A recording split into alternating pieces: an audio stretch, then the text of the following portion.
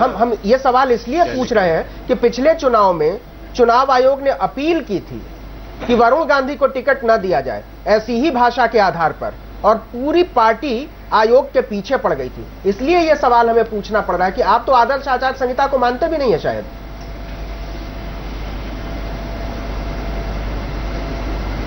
नहीं, देखिए, आप अपना ओपिनियन पास करते रहिए, पर हिंदुस्तान आपके ओपिनियन से नहीं चलेगा। चुनाव आयोग ने अपील की थी, और चुनाव आयोग का ये राइट नहीं है कि वो पॉलिटिकल पार्टीज को बताए कि किसको टिकट देना है, किसको नहीं देना है। ये पॉलिटिकल पार्टीज डिसाइड करेंगी और फाइनली देश की जनता डिसाइड करेगी क्या सही है गलत है। आपकी राजनीति बड़ी साफ है, चुनाव आयोग तय नहीं करेगा। चुनाव आयोग के मेंबर अपॉइंटीज हैं। नवीन जी, हाँ बोलिए। चुनाव आयोग जो है वो देश के संविधान के ऊपर नहीं है, संविधान के तहत काम करता है। ठीक है, ये बहस हम जारी रखेंगे, कैसे पूरी की पूरी आदर्श आचार संहिता, ये बहस हम जारी रखेंगे। पूरी की पूरी आदर्श आचार संहिता जब मजाक बन जाती है, जब चुनाव आयोग के निर्देश, उसके अपील, उसके अनुरोध खारिज कर दिए जाते हैं राजनीतिक दलों के द्वारा, तो यह सवाल खड़ा हो जाता है कि क्यों सेना को बांटना चाहते हैं आजम खान। अभी एक ब्रेक, चर्चा जारी रखेंगे।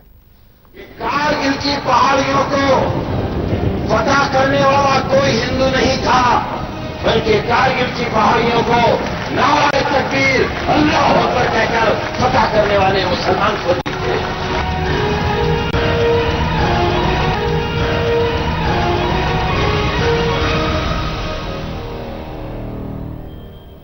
देश ये जानना चाहता है कि सेना को क्यों बांटना चाहते हैं Azam Khan. Retired lieutenant general PN Hoon ने आजम खान के बयान पर कहा कि आजम खान के इस तरह के देश को बांटने वाले बयान के खिलाफ सख्त कार्रवाई होनी चाहिए। करगिल को जीतने वाले मुसलमानों के साथ साथ हिंदू भी थे।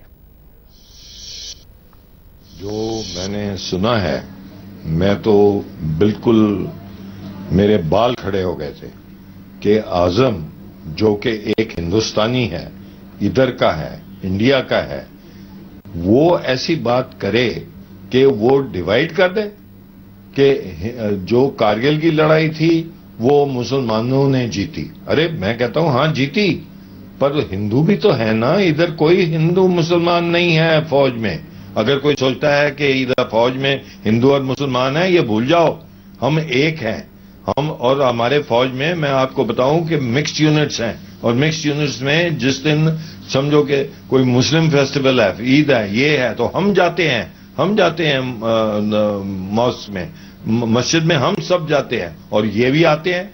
तो इस तरीके का जो बयान है ये तो बड़ा डैमेजिंग है, और इट इज ट्रीजन। इसके अगेंस्ट एक्शन लेना चाहिए। ये बिल्कुल ट्रीजन है, it is breaking up the country. और क्या ब्रेकअप कर सकता है ये बयान देके? यही भड़का सकता है ना। तो ही should be arrested and he should be punished for what he has said.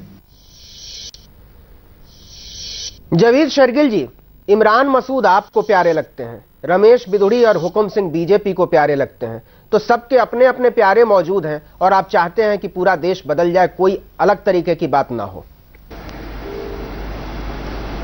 नवीन जी, बात नीयत की है, और किस बात से आप राजनीति से ऊपर क्रिटिसाइज। इमरान मसूद को राहुल गांधी जी ने कुछ ही घंटों में ओपनली क्रिटिसाइज किया। हमारे बीजेपी के जो मित्र बैठे हैं, क्या अगर उनकी नीयत साफ है, सेकुलर है, अमित शाह को अपने चैनल के थ्रू, आपके चैनल के थ्रू क्रिटिसाइज कर सकते हैं? निर्मला सीतारमण कहती हैं नहीं, उनकी स्टेटमेंट कंट्रोवर्शियल नहीं है।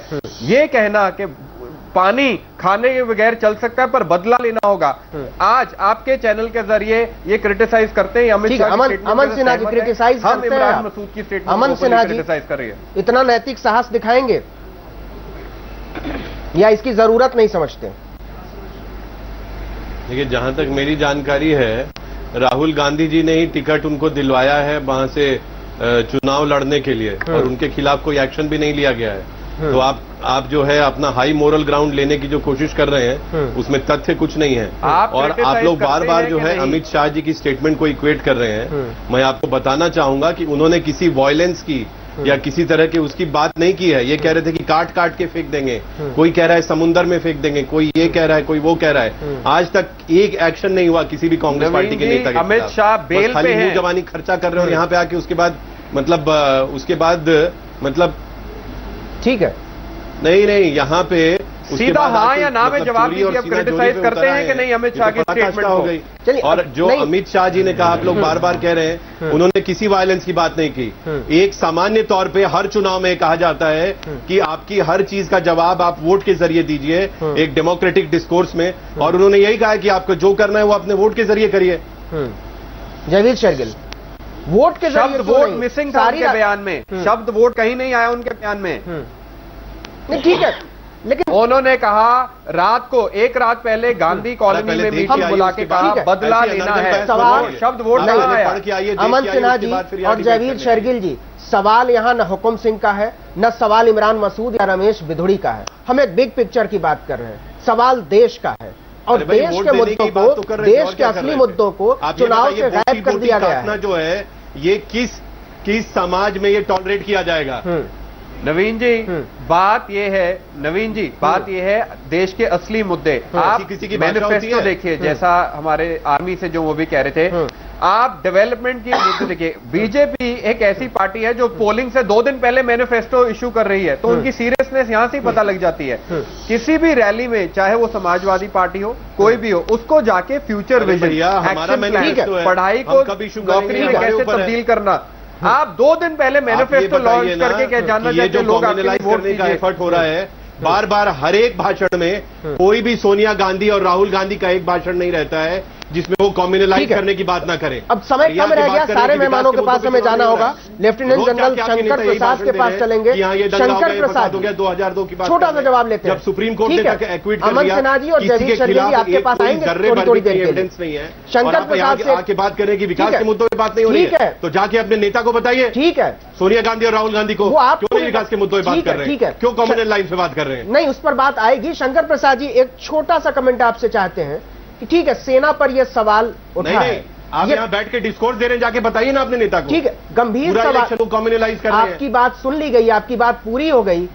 शंकर प्रसाद जी, सेना पर पहली बार इस तरीके का, एक तरीके से यह हमला है उसके पूरे स्ट्रक्चर पर, उसको बांटने की कोशिश हुई है। इसके बिना हम चल सकते थे। आपको लगता है कि इसके बाद इस तरीके के हमले रुक जाएंगे, ये बंटवारे की कोशिश रुक जाएगी, या फिर ये और तेज होगा? क्योंकि इसमें खतरा है। आजम खान ने शुरुआत किया, ये अंत नहीं है। देखिए, इसका फौज पर कोई असर होने वाला नहीं है। मैं विनती करता हूं कि इसको, फौज को इस मसले में मत घुसेड़ें। किसी को फायदा होने वाला नहीं है, नुकसान ही केवल होगा। मैं आज से उम्मीद करता हूं कि ना कोई टेलीविजन चैनल, ना कोई पॉलिटिकल पार्टी या पॉलिटिशियन आर्मी को इस इलेक्शन के अंदर घुसेड़ेगी।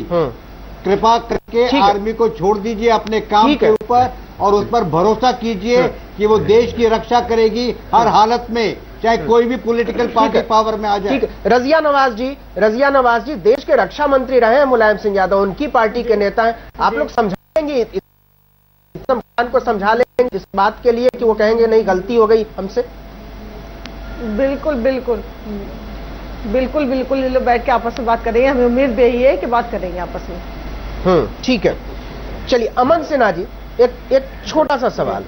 रमेश बिधुड़ी आपकी पार्टी के नेता हैं, हुकुम सिंह आपकी पार्टी के उम्मीदवार हैं। ये सब लोग कैसी कैसी बातें कर रहे हैं, ये आपको अच्छी तरीके से पता होगा। एक आदमी कहता है कि नहीं, 30% मुसलमान जो हैं वो आतंकवादियों के साथ मिले होते हैं। ये सब तो, अगर आप सचमुच में विकास के एजेंडे पर आगे बढ़ रहे हैं, तो ये पिंक रिवॉल्यूशन, ये आतंकवादियों के साथ रिश्ता, ये राम मंदिर, इन सबों के साथ बुलेट ट्रेन को जोड़ दीजिए, तो आप कहते हैं कि हम विकास के एजेंडे पर जा रहे हैं। ये विकास है, इसको आप विकास कहते हैं?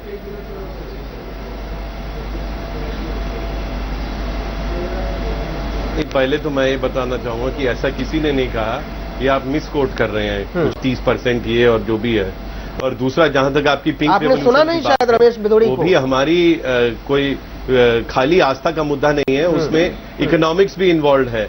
हमारा जो पशुधन है ये एक देश की धरोहर है, और इसलिए इसको बचाना भी हम सबका दायित्व है। ये हम सबके इकोनॉमिक इंटरेस्ट में भी होगा। नहीं, वो आर्थिक, उसका तो अलग है। अमन सिन्हा जी, देश में पहली बार सबसे ज्यादा निर्यात हुआ है, एक्सपोर्ट हुआ है, और इससे बहुत लगभग 350 करोड़ रुपए की आमदनी होती है। ब्राजील को हमने पीछे छोड़ दिया है एक्सपोर्ट के मामले में। ठीक है, चर्चा हमेशा विकास के मुद्दों पे ही होती है। ठीक है, और ये कांग्रेस पार्टी और बाकी जो दल हैं जो कि बैंकरप्ट हो गए हैं, जिनके पास कोई विचार नहीं है रखने को सामने, ठीक है, वही आपकी बात पूरी हो गई, करते हैं कि आपकी बात पूरी हो गई जयवीर शेरगिल जी, जबकि सुप्रीम कोर्ट तक इसकी स्क्रूटनी हुई और कुछ भी जो है नरेंद्र मोदी जी के खिलाफ जयवीर शेरगिल जी, उनको 10 सेकंड में आपसे जवाब चाहिए कि कहां ले गए हम विकास के मुद्दे को, हम कहां ले गए? सवाल सिर्फ आजम खान या इमरान मसूद या रमेश बिधुड़ी का नहीं है, इस पूरे मुद्दे को हम कहां ले गए? हम इस देश को हम 20 साल 22 साल पीछे धकेल कर ले गए हैं। वो छोटा सा जवाब, क्यों? आपकी जिम्मेदारी थी, 10 साल से आप सत्ता में हैं। हम अपनी आने वाला चुनाव ना तो व्यक्ति विशेष ना किसी कम्युनल इशू, हम सिर्फ प्योर फैक्ट्स, फिगर्स और आंकड़ों पे लड़ रहे हैं। आप हमारी रैलियां देख लीजिए, हमारा मैनिफेस्टो देख लीजिए, कोई भी हमारा मैनिफेस्टो उठा के कह सकता है कि 1% भी उसमें कम्युनल टच है, वो नहीं है। तभी हम सिर्फ, हमारे लिए मोदी मंत्रा कुछ नहीं है, हमारे लिए नीति और योजनाएं हैं और हम उस पर लड़ेंगे। चलिए ठीक है, जयवीर शेरगिल जी आपका, शंकर प्रसाद जी आपका, अमन सिन्हा जी आपका, रजिया नवाज, अक्षय हुक्का और तेजिंदर पाल त्यागी जी, आप सबों का इस चर्चा में शामिल होने के लिए